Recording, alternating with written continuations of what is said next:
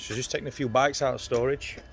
These are what's going to be delivered over the next few days. We've got some going up to Scotland, some going down to Southend-on-Sea, further down south, Bournemouth.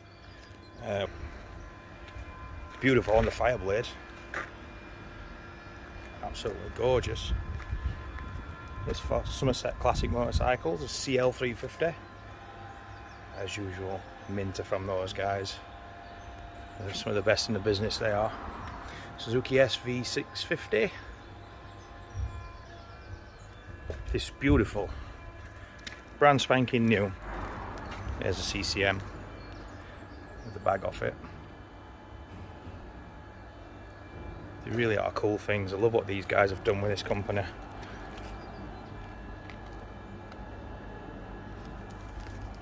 Twin exhausts on a single cylinder. Is it a single cylinder? And by the way, the midlife crisis mobile, RD350 LC. They don't come much nicer than that either. It's restored. It's got a few miles on the clock, but still a really nice bike. And then for a bit of weekend fun in the muck with your boys, Gas EC300. Oh, and there's my TRS. It's going to get ridden one day when I get time, and I've not got broken down vans.